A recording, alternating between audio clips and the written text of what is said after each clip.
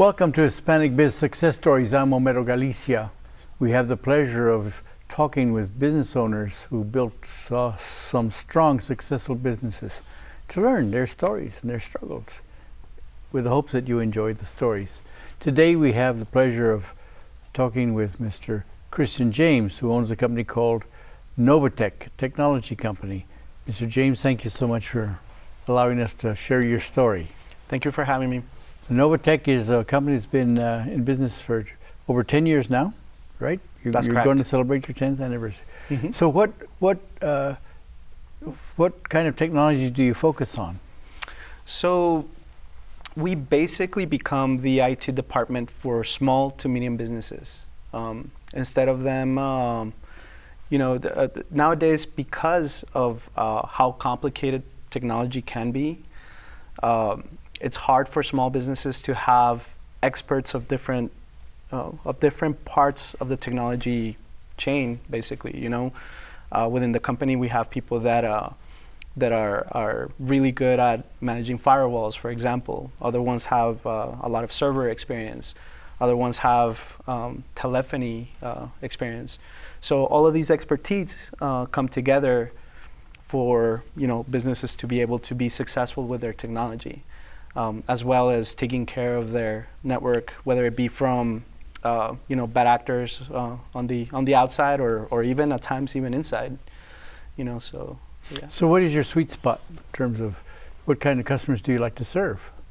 I would say that our most common customers is, for example, dentist office, attorneys' offices, logistics companies.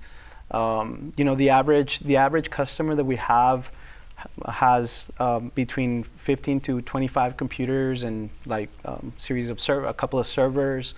That tends to be our sweet spot market. Although we do have customers that span across 300 computers, and we have customers that have 5. So what do you do for them? We do everything that is their day-to-day requests. Somebody can't print, we help them. Somebody is having problems with a particular program, we help them. We also take care of the security of their network.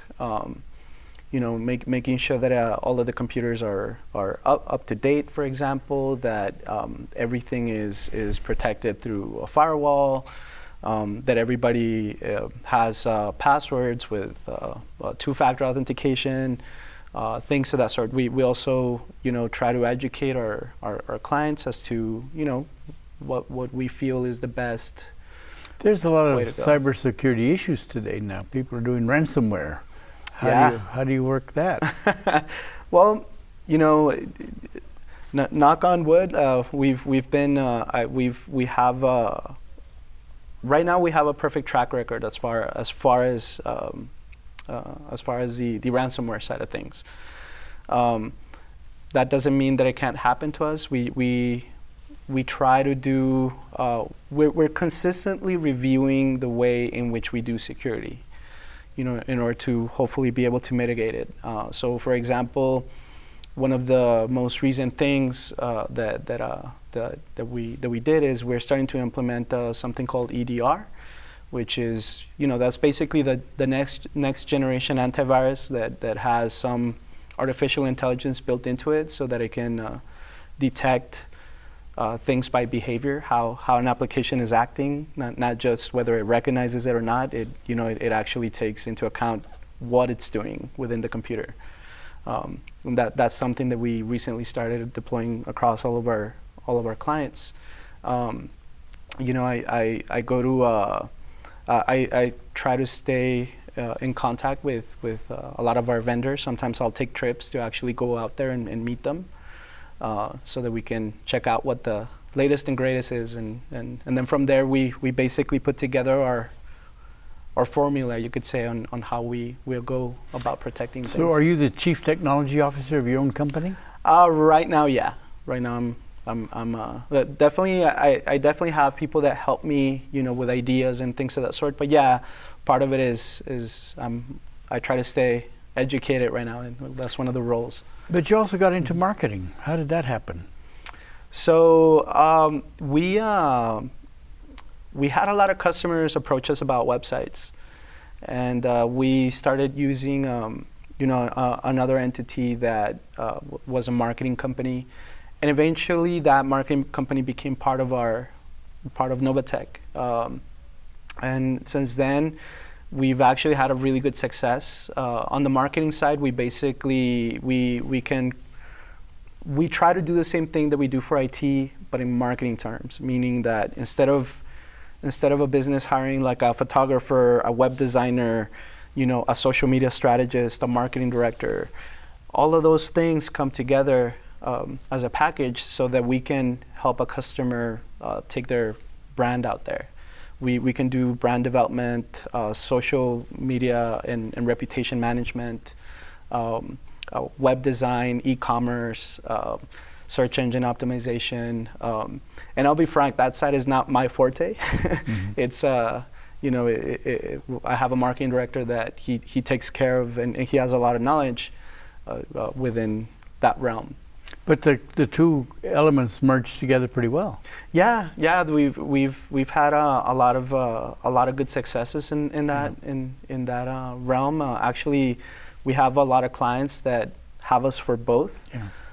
And it's pretty neat because that really shows the trust that they have, because that means that we're covering a lot within their companies. And you also keep customers for a long time, right? Yeah, we do. It's kind of rare that a customer will leave. I still have a lot of clients that have been with me since it was just me, wow. Going around. And I believe you actually interviewed one not that long ago, Mr. Carrizal. Yeah, Julian Carrizal from Carrizal Construction. He's one of your first customers. Yeah. Wow, yeah. Interesting. So one of the things that we were talking about earlier is you're from Chihuahua, and you came to school here. I guess you got here in middle school, at the end of middle school, right? That's correct. And then you went to El Paso High. But you didn't have a problem with language. No. Because you said something interesting. You used to watch cartoons? Yeah, we used to watch TV in English, even though I lived in Juarez on the Mexico side. Mm-hmm. That's interesting. So the language barrier wasn't there, but the cultural issue was different. But one of the questions that was interesting, as a business owner, you're young looking when you start the business, and did you feel that there was any kind of did people take you serious? Well, what I would say is sometimes you need to overcome your mind in order to really see where things are at. And what I mean by that is, so I had a salesperson that was part of my team, who actually I still talk to him very often. He every time we would walk in anywhere, automatically they would make the assumption that he was the owner of the company. There was never an assumption that it was me. Why is that? So initially I felt I felt that there might be like a race type of angle behind it, and the problem with that is that I feel that I became too focused in that. Over time, I kept working on it within my head, and one of the things that I came to realize is that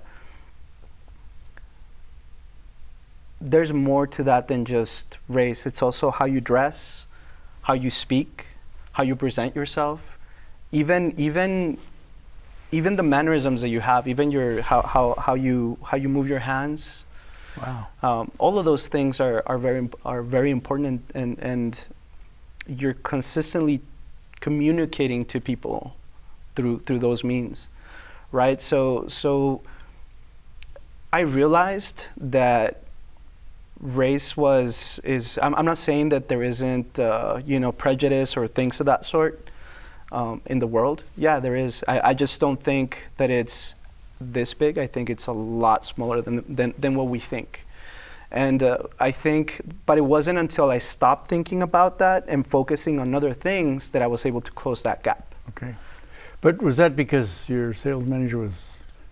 Well, he's actually Hispanic himself, but he looks Caucasian, right? So so at the time, I would just make the assumption. I would make the assumption that was the reason, right? And it was, you know. So you would say, no, I'm the owner? Well, yeah. At the time, I would correct it, but. So let me ask about that, because you know, when you're starting a business, and you know you have doubts anyway to begin the business, but does that throw you into a place of self-doubt? At times it can. It can. Now, I think that the self-doubt part is very important, because that forces you to face things. It forces you to keep thinking, right? If you're having doubt in yourself, now the big thing is not to allow that doubt to overcome you. Instead is to understand that if you're having doubt about something, it's important to work it in your mind. Why are you having those doubts? Why does it bother you? And then try to attack it in different angles to figure out if you find a different solution to it than the automatic one, than the first one that comes to your head. So how'd you overcome that? How did you overcome any sense of self-doubt, discrimination? Well, I mean, the self-doubt part is, like I said, when you're a business owner, you have to be willing to be uncomfortable. You have to be willing to be uncomfortable a lot of times. So it's not that the self-doubt just leaves you. You just push through it until it becomes a little bit more comfortable, I suppose. One of the things that's interesting about building success to me is a lot of preparation. Mm-hmm. So how in the world did you prepare? How were you prepared to start a business when you started, and then to grow the business? Where did you learn how to grow a business? Well, I didn't. I think a lot of it does take it.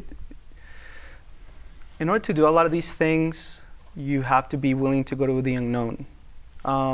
Sometimes you just have to close your eyes and take the jump. You just have to, even though you don't know what's down there. You know, there might be water, there might not be, right? So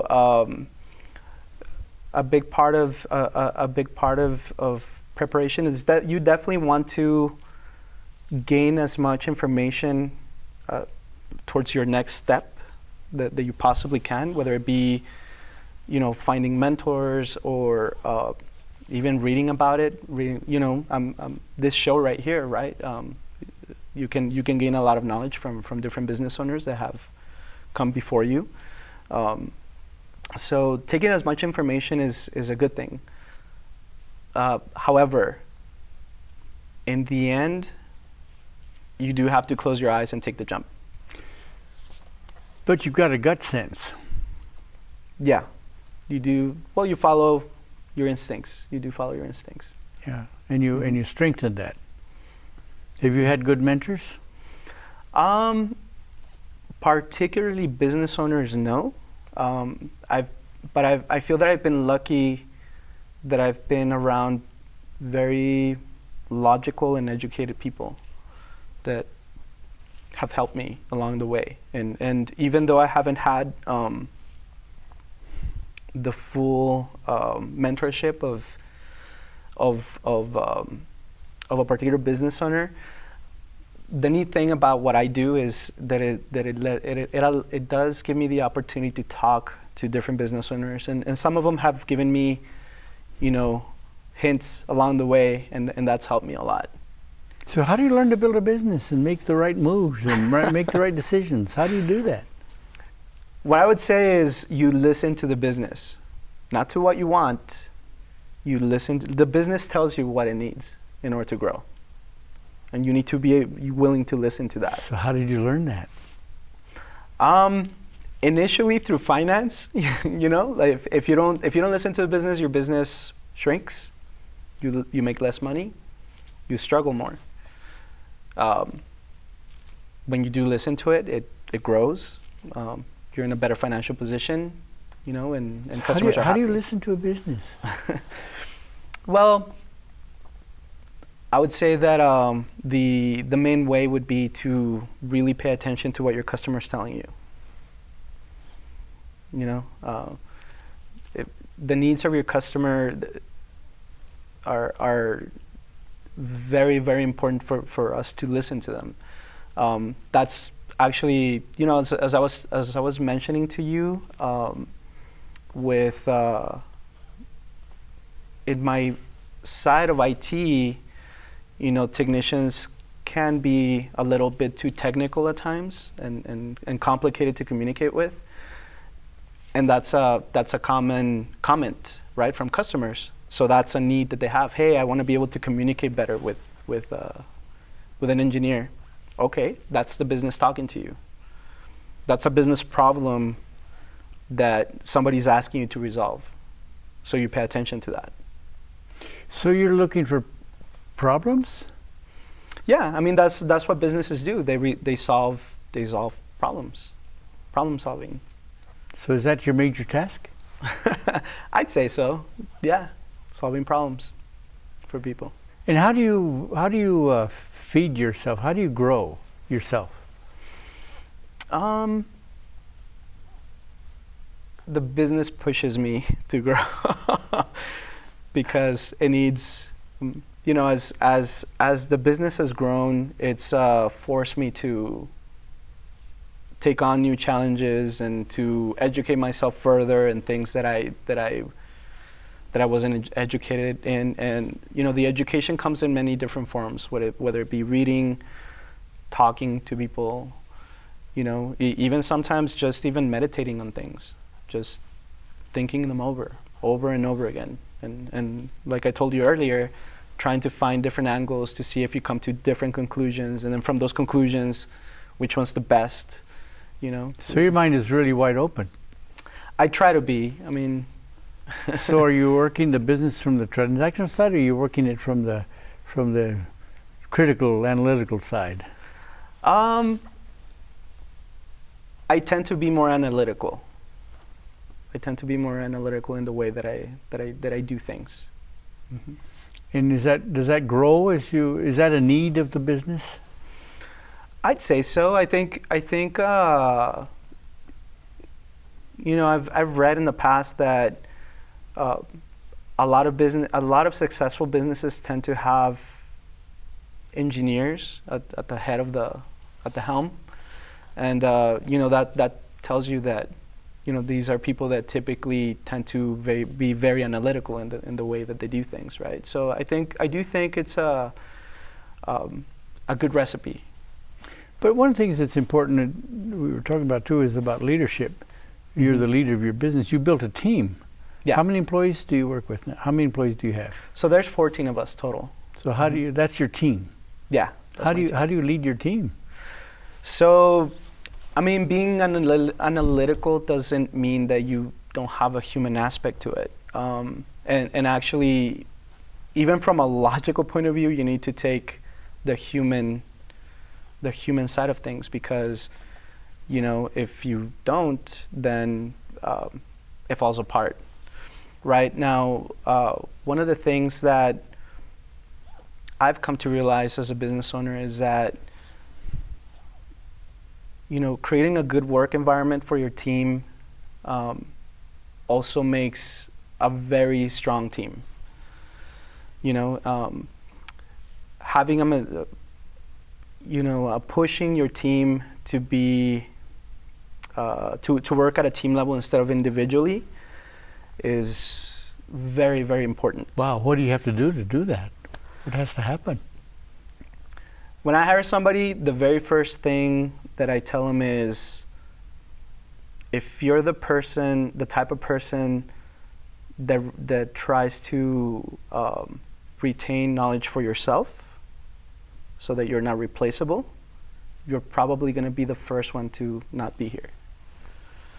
because it's very much expected that you help your teammate level up. If you know somebody if one person knows something that the other one doesn't, it's very much expected that this person will teach the other. Because that only means that if you're a mentor to that person, yeah, they might learn your secrets, but that makes you that much more valuable, because that means that you have qualities of creating a group that is stronger. If the group is stronger, then the company's stronger. If the company's stronger, we grow. If we grow, everybody does. So you build a culture of collaboration and cooperation and communication, I guess, right? Mm-hmm. Wow. That's the aim, at least. and that's your role, to make sure that that's alive. Mm-hmm. And because you manage that. Let me ask you about one thing that we talked about too, is that your wife is a psychologist. Yes. And does she have a lot of insight for you? Believe it or not, I try not to ask her a lot on that side. It's funny because a lot of people tell me, well, is she constantly analyzing you and analyzing everybody, like everything behind the business? And I'm sure that at some level she does, because that's what she's trained to do. But no, she gives me her professional perspective only up to a certain point, in a very easy way for me to digest, I guess you could say. Well, your kids are young. They're how old? Your children? I have a 2-year-old and a 4-year-old. How do you grow a business with small children? I mean, they're up all the time, and how do you do that? Something I do need to confess is I would not be able to start Novatech from zero right now. I would not. Well, I would have to pick. I would definitely have to pick, and I definitely want to be in my girls' lives.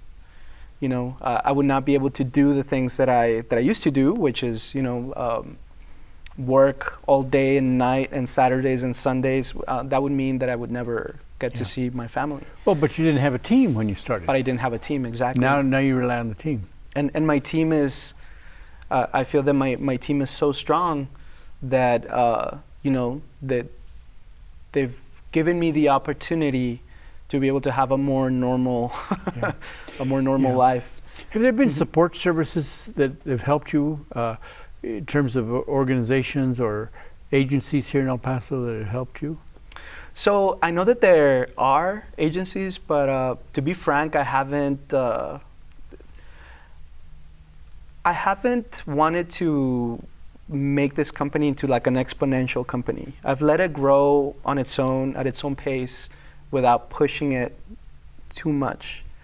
I've done that a little bit on purpose, because I do think that you need to find that balance in life. If all you have is the business and absolutely nothing else, I would say that the majority of people are not going to be happy within their life.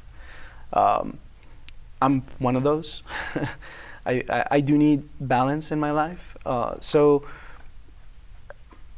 I've actually just left, the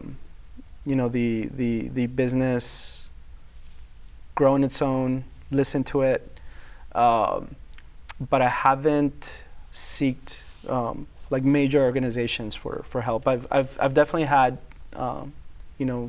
advisors. You being one of them. Thank you. So you're looking at organic growth? For the most part, I mean, we are making that transition now, where it's the company's big enough to where it can sustain faster growth, and we're currently starting to develop a sales team that will help us ramp up faster. But I've waited for the company to reach that level first before, because I do believe that sometimes it's also a risk to grow too fast. there's a lot of risk in that. And you're risk adverse. I'm risk adverse. Yeah. What's your next step? My next step is I think we're becoming a more serious entity. We're now at a point where we're starting to develop, departments and positions and workflows and things of that sort. And I have a very strong team that's helping me in developing all of those, a lot of that structure, which I think in the past, when you're a business owner, you're so stretched thin all over the place that the people that tend to, us as business owners, that we tend to be that way. We have a super messy desk, and we have a hard time with structure. So it really requires a strong team to come in and help you, clean the desk. Yeah. But you're expanding too. Yes. Yeah. And you're looking for expansion in your facilities too?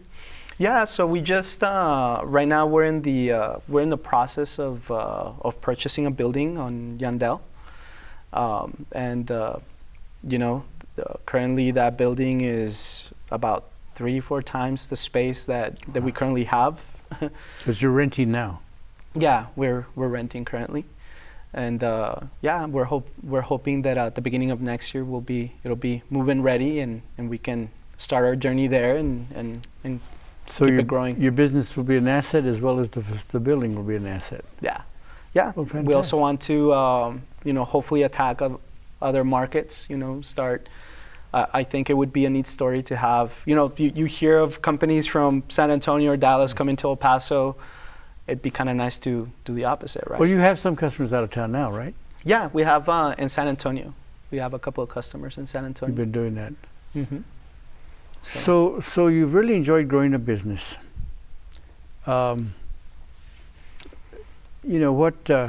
would you say that is the thrill of building a business for you? The thrill of building a business is unsuspecting challenges. And you welcome those? I do, even though I'm risk adverse, or I guess I'm in the middle. I like some risk, because that keeps life interesting. I've been in the industry of cybersecurity before the 10-year mark. I've worked for other companies in the past, that deal with IT and things of that sort. And business started in 2012. So, but cybersecurity has changed a lot.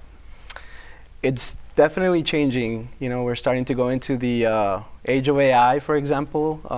Where things can get a little bit more complex. It's definitely an evolving vertical.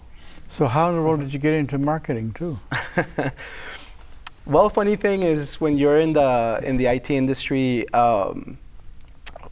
for some reason, business owners love to approach you about websites.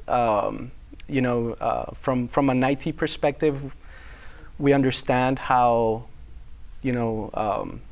websites work, because they run on servers and things of that sort. However, we're not designers. We don't know how to make them pretty. We don't know how to make them engaging. So we originally would contract out to another company. We would pass that work on. Eventually, it became such a success that that we brought in that company to become part of Novatech. So now we have that's how we developed that marketing arm. So you found a marriage between technology and marketing? Yeah, pretty much. That's interesting. How big is Novatech? So there's about 14 of us. 3 are in Mexico, actually, and then the rest are here on the U.S. side, here in El Paso. And how did you start the business? So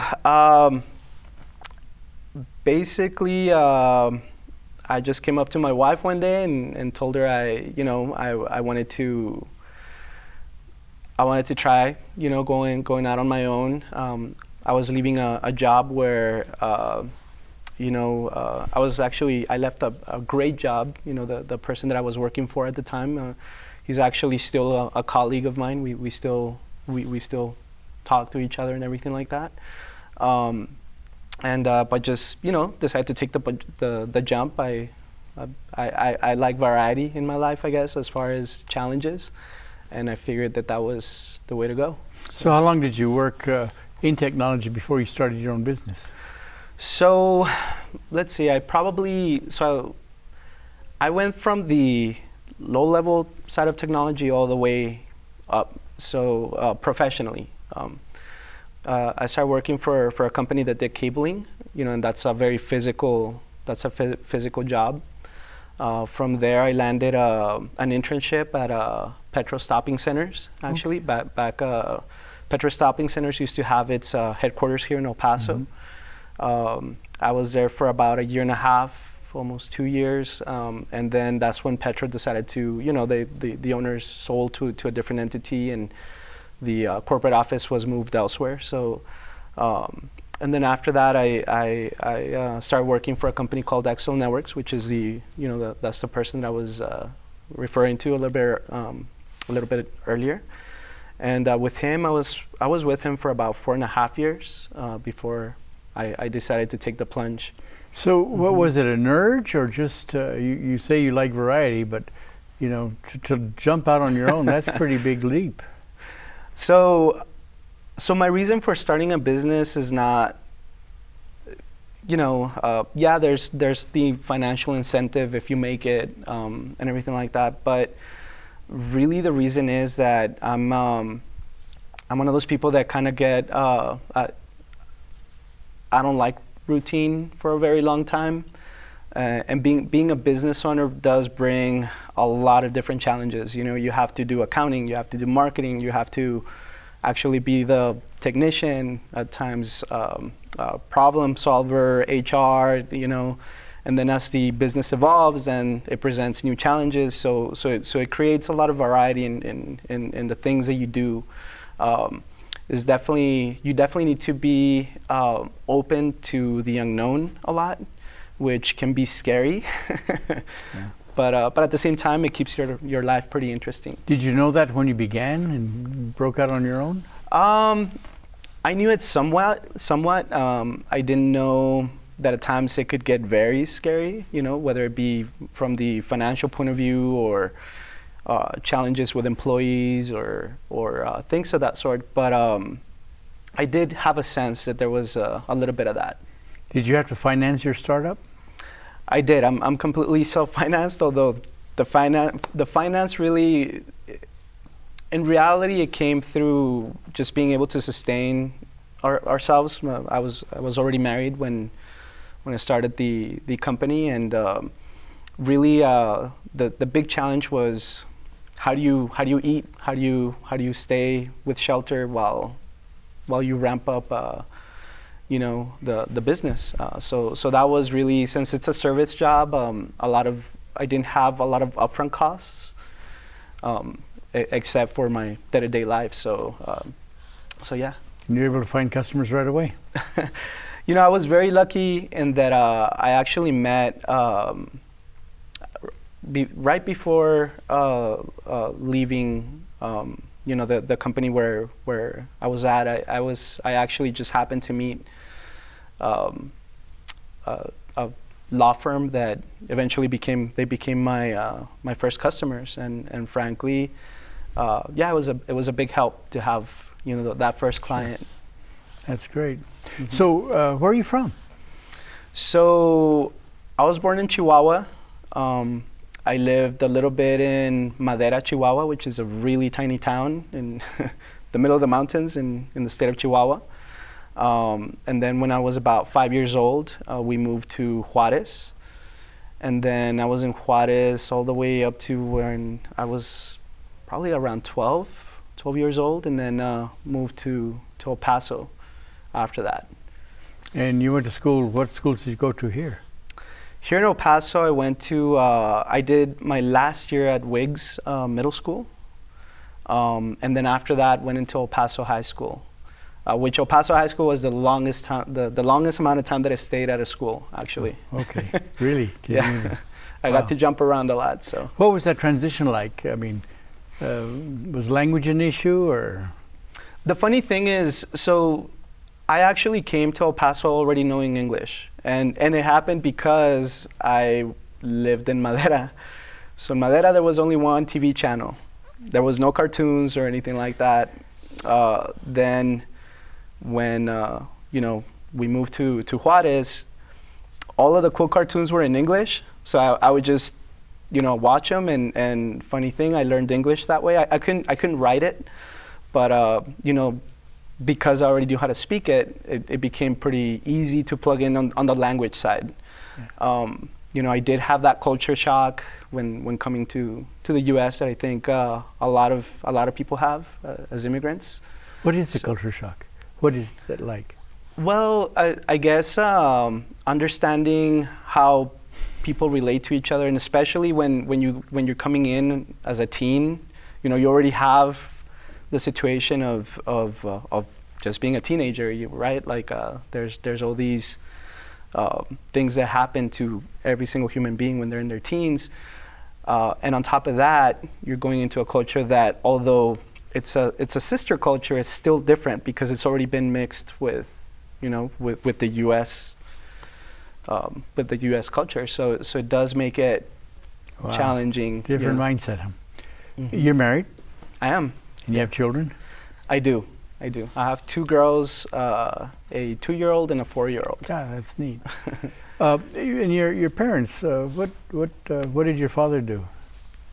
So my dad, he landed a job. He worked for the FBI. He was in the linguistics department. My mom, she still does. She teaches Spanish to people in the healthcare field.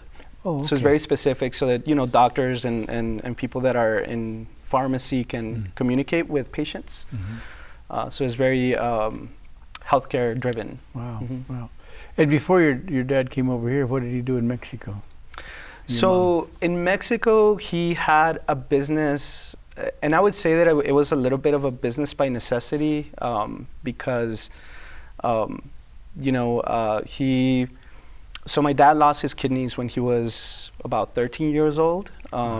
So he had a lot of problems, or he had very noticeable problems, like it impeded his growth, and he couldn't run or do things. So it actually became a little more convenient for him to have his own business in Mexico than it was to work for somebody.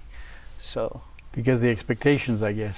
Yeah, part of it is the expectations. So he was an entrepreneur in he was pushed towards it for sure. Yeah. So you learned that a little bit. Yeah. And what did you learn from your dad? So I would say that with my dad, he brought a lot of knowledge to the table in that, because of his situation, he had to make up for it. He had to, because of his physical situation, he had to make up for it with his head. So he was a person that, first of all, he always kept very positive, which makes it very hard for me nowadays to be able to tell myself not to. Because if somebody that had such a rough life on the health side, could conquer things, that makes it, that really raises the bar, right? Wow. for everybody around them. So so he would always challenge himself, whether it be physically, on mind, with everything. So he was definitely an example, for me to follow. Wow. Do you have brothers and sisters? I don't. I'm an only child. Yeah. And what did you learn from your mother? So with my mom, I would say that with her, it's the pursuit of knowledge. She's a person that's very well read. She always keeps she devours books all the time, and her thing is pushing knowledge. And the other thing is, I would say that one of the things about my mom was she she had a really good understanding of when to let go, so that I would take that next growth in terms of responsibility, taking care of myself, and things of that sort. So she would push me to be self-reliant. Are you a reader?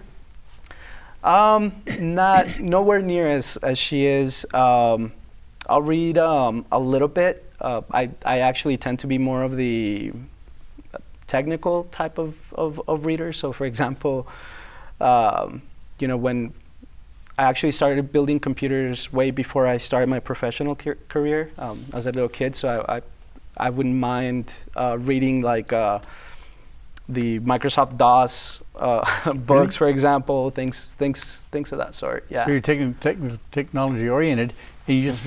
But how'd you learn that stuff? So the one that pushed me towards that was my dad. He, because he had the business, he had computers in that business, and one day when one of his computers basically gave out, he told me, if you can fix it, it's yours. Wow. So that became the challenge. Let's fix the computer so I can have a computer, and I fixed it. So. Wow. So yeah. And so you just kept growing that. Yeah. So how long have you been married now?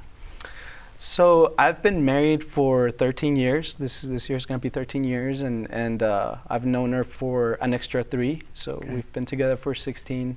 And what does total. your wife do? So she's a pretty high achiever, actually. She has her doctorate in psychology. So she's a psychologist. Wow. Yeah. Her name? Her name is Laura James. Ana Laura James. And where did you meet her? So I met her in Chihuahua City. At the time, she was living in Juarez, and I had just came back from. I took off to Tucson, Arizona for a while, for a couple of years, then came back and went to visit family, and she happened to be friends with a family, with one of my family members, and she was visiting my cousin. So yeah, I happened to be there. I met her, and yeah, we hit it off. That's great. and so how is it to have 2 professionals in a home? It's a lot. Well, definitely have a lot of people around me that are high achievers, and it definitely keeps me on my toes. That's for sure. Because everyone. So why is that important in growing a business? I think I would say that the grand majority of people that have businesses have people around them that either inspire them, push them, help them.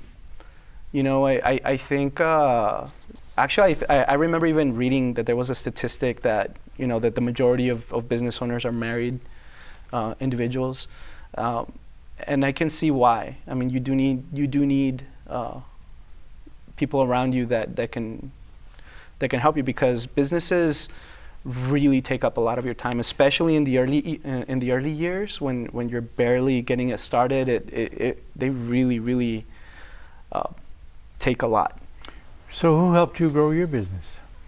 My wife, for sure. She had the patience. She inspired me and pushed me to do it, even though it was a risk. It was going to be a risk financially for us to do something like that.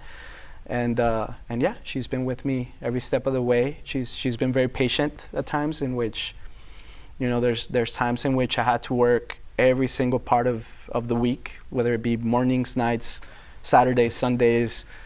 In the IT side, when I first started, for example, during the day, I would be talking to customers, receiving calls about IT issues, things of that sort. At night, I would be doing the accounting for the company. I would be doing the maintenance of the networks that I was taking care of.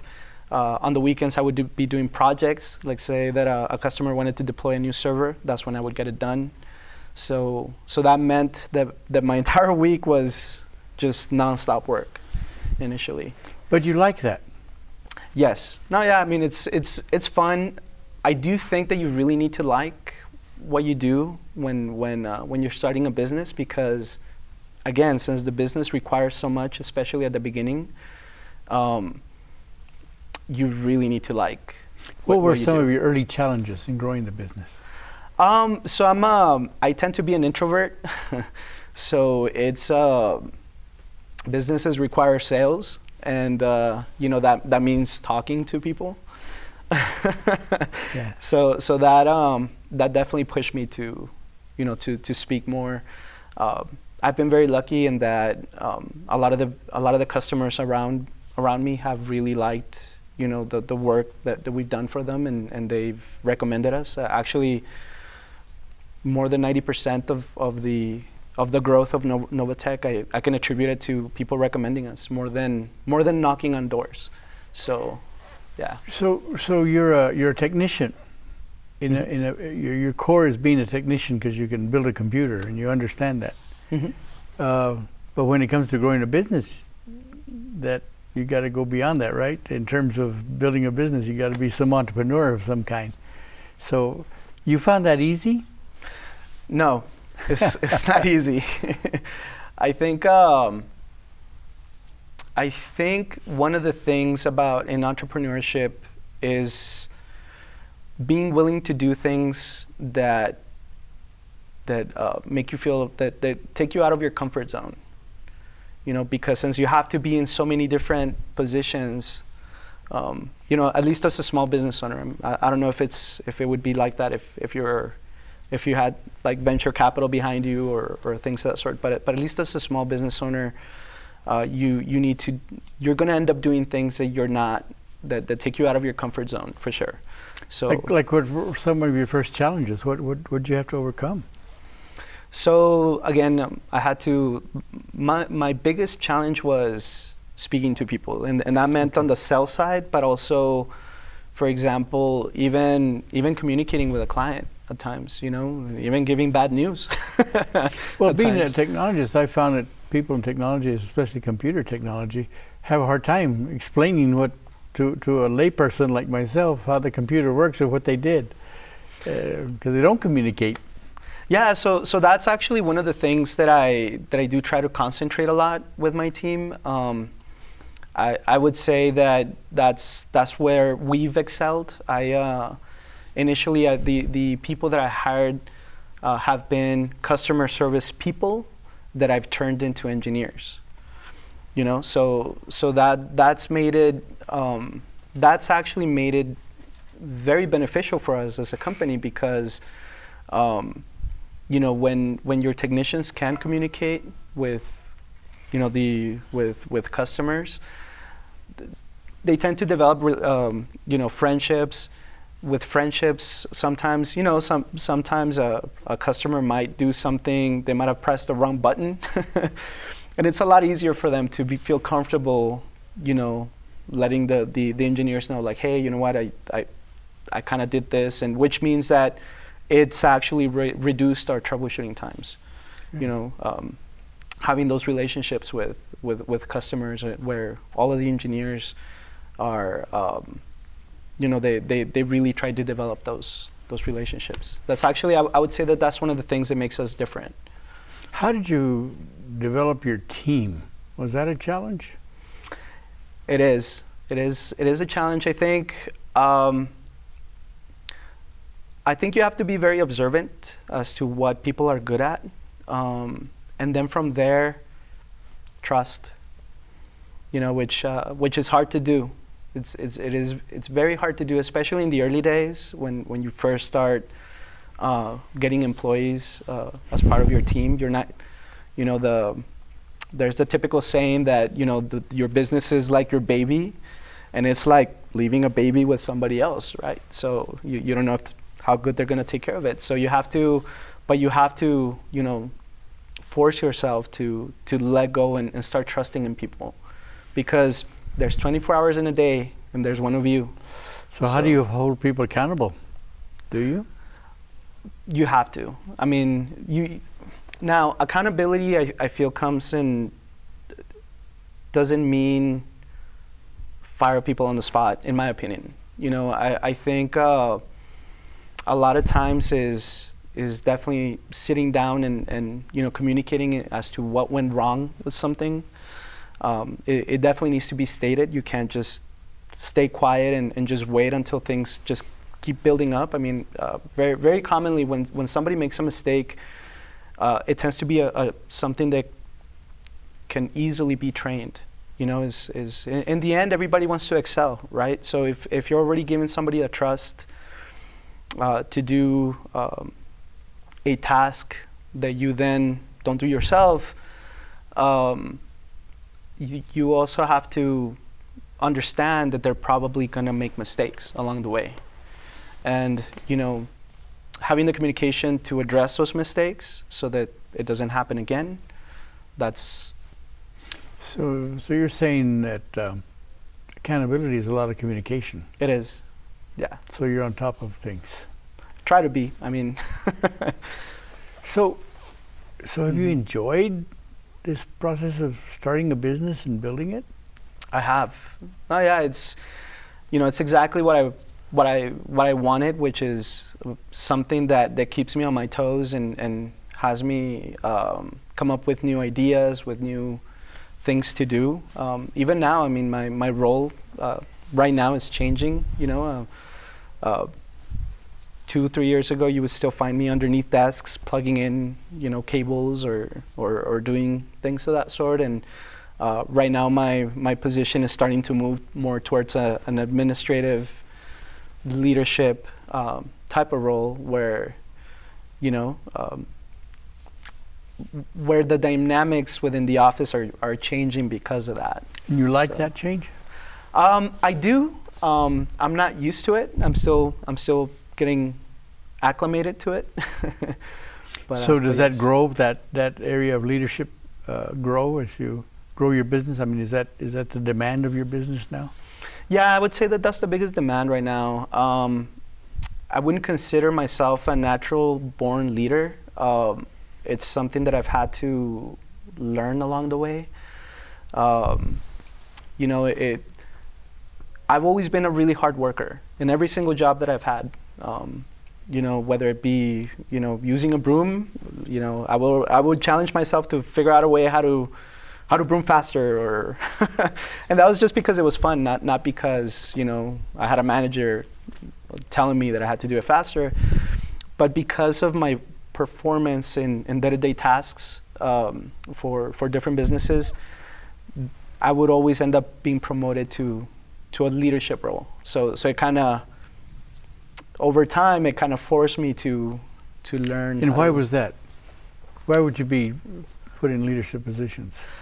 I think that's something that a lot of businesses will naturally do. That they you know, whenever they see somebody who does a high performer, they hope that person will instill that same high performance with, you know, with other people around. So you're a high performer. You've been a high performer. I have. Mm-hmm. When did you discover that? I think I discovered it when I was in my previous job. Actually, it wasn't something that I had rationalized. And actually, that is part of the reason why I also decided to take the jump, because I knew that I would always try to find the more efficient way of doing a certain task, you know. So yeah, but for a long time I didn't know. It was just. So for you, it's not enough to do it. You want to do it better and bigger? Is that not necessarily bigger, and it's not to impress anybody or because I want to be the biggest company. It's just something fun to do, you know.